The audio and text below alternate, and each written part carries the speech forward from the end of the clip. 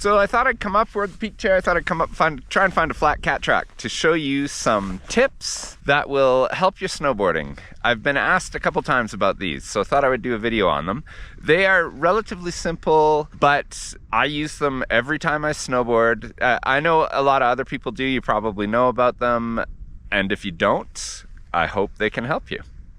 So the first one we'll get into is just putting on your board, especially kids. I get a lot of questions. You can sit down and put on your board pretty much anywhere, but if you're like me, it's harder to get up. I have a way, and I'm sure a lot of you know, of creating a shelf to put my board on standing. And it works pretty much anywhere. It works in POW, it works on a groomer. You know, if it's super icy, you might struggle to make the platform. All you need is just to scrape the snow, push it down to create your platform.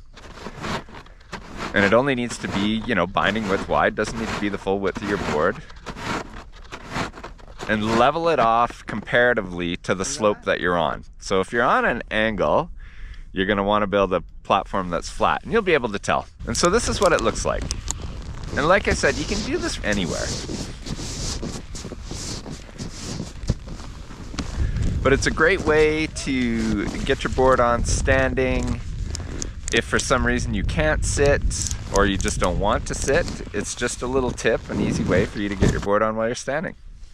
So another one is, I don't know what you call it, I'll just call it the shuffle. So this one comes in particularly useful on a mountain like Whistler that has lots of flat kind of zones, and maybe you don't know the mountain that well, you don't know where to keep your speed up.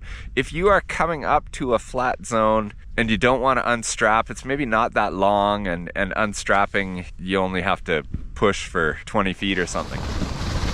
See, I came this way because we might need to use it here. The shuffle, that is. I might need to unstrap, we'll see. I knew that it was flat here.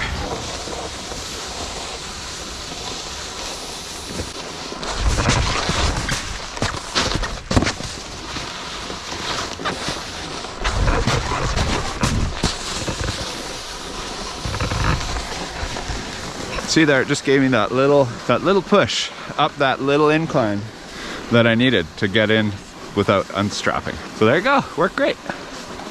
It's a little more involved and takes a little more kind of edge skill than, say, strapping in your snowboard. But when you get this one, it works great. And if you combine it with kind of keeping your momentum before you've actually stopped and you start the shuffle, you can build momentum pretty quick.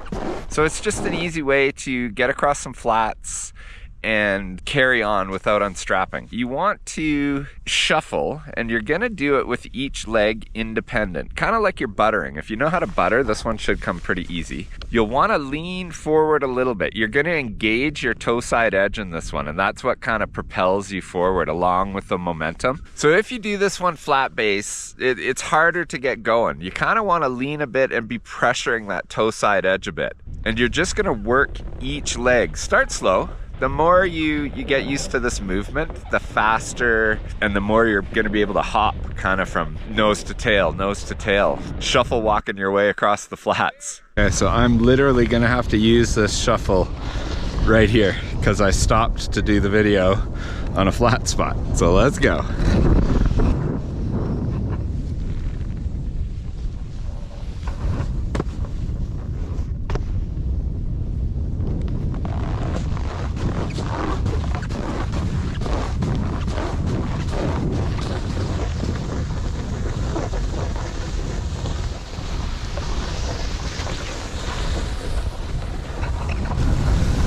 Quicker than that guy.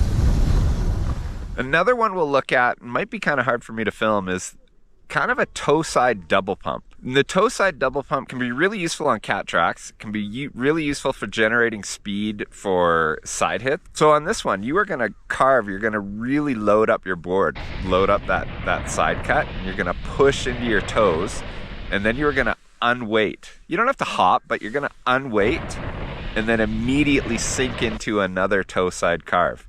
And it kind of uses that momentum, uses the dynamics of the board to create a pump that lets you generate speed. But again, just another kind of useful tip that I've been asked about.